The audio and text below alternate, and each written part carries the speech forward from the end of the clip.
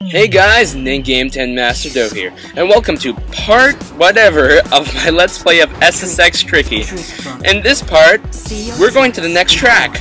But before we do anything, I'm just going to go and show you the trick book of this game.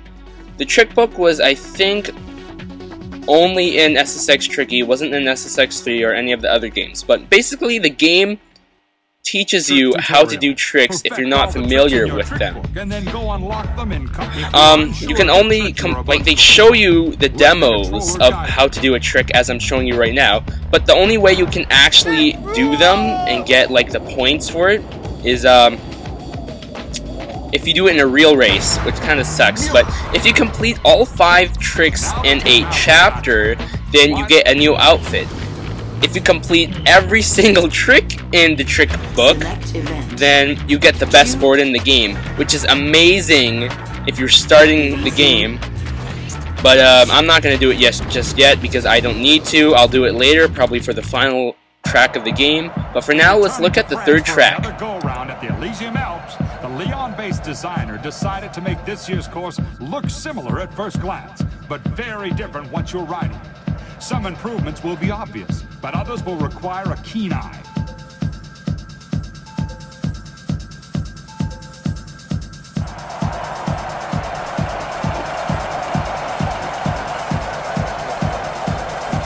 I'm gonna get some fat speed and then learn what all these people are saying.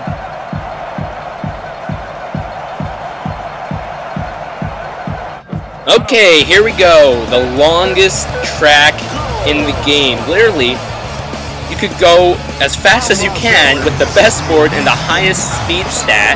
You can take all the shortcuts you want, but you will never get underneath about 4 minutes. It's just ridiculous how long this track is. I think it was a poor decision on the developer's part. This is easily the most annoying track in the game. More annoying than the last track of the game, which is actually pretty difficult. But I messed up a lot in this track. I really don't like this track at all. It's my least favorite track in the game.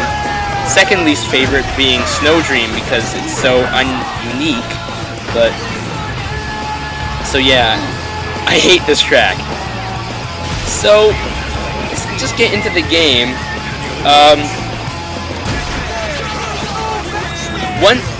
The main shortcut that you want to take to get first place in the races comes up in a little bit, but for now all you really want to do is just jump through all the signs you can jump through in this little section where there's a bunch of U-turns and loop-de-loops and stuff. Yeah, you can just jump all over them.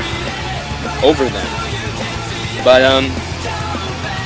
one thing that I will mention is that in each track, you don't need to take every single shortcut, unlike SSX 3, where the game got difficult to a point where you need to use every single trick in your arsenal to complete a race in first place. Now, in this game, all you have to do is really take one major shortcut in each race, and you're golden. There's no really difficult thing about the game, except if you take the normal route and if you crash a lot, then you're definitely going to lose. Crashing is kind of easy in this game, so I don't blame you if you make a few mistakes along the way.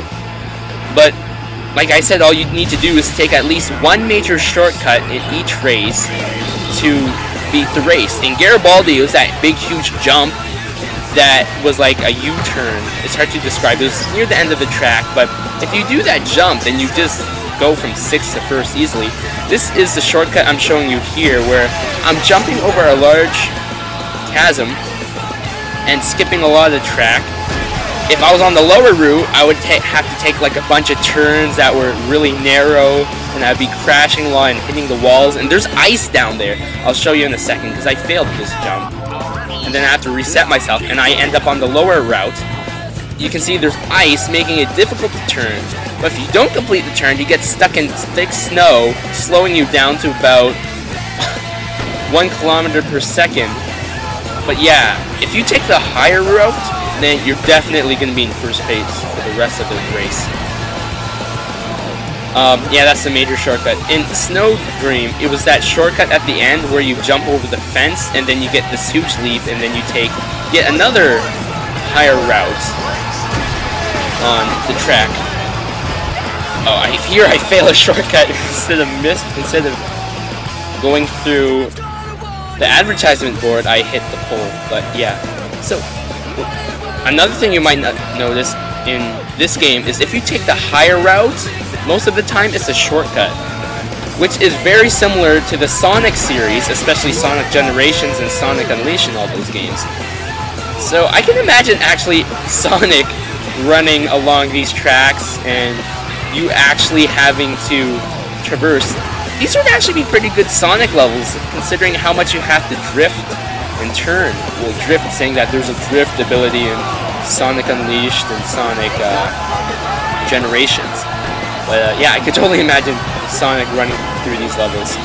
Back to the game, we now are at like 4 minutes into the track, and now we have this half pipe, which annoyingly wouldn't be too bad, except they put all these obstacles in your way. Now you can just reset your way through them, pressing the select button as soon as you get close to the glass barriers, but you can also just jump over them and you can slide around them.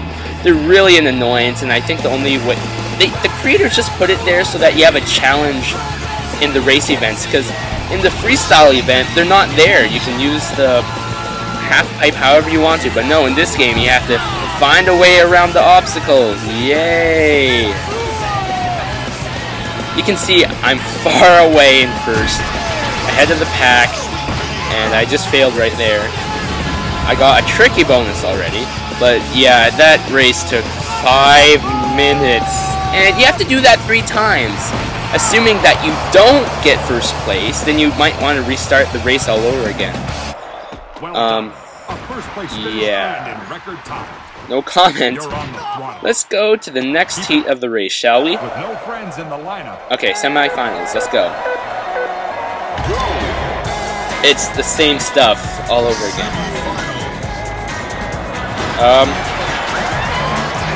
As you might have noticed by now, I'm not taking every single shortcut I find. That's because they're unnecessary, and some of them are just too troublesome than they're worth. They're more trouble than they're worth. Because you really have to have a lot of precision and technique to ride along some of these shortcuts. And it's just not worth it. You'll definitely might lose a few places in the ranking if you try and take them. Oh, one thing I forgot to mention is that unlike SSX 3, the melee buttons are assigned to the right analog stick of the PS2 controller.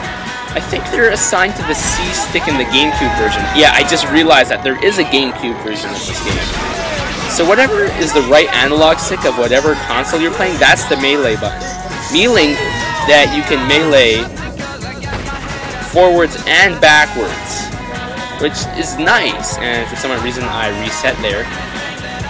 But yeah, it's nice, because unlike SSX 3, you could only melee to the right of you or to the left of you.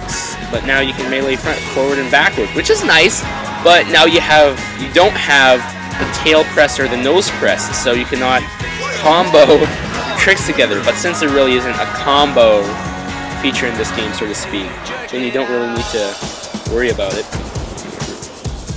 I already got a tricky boost, so I'm just kind of holding down the square button.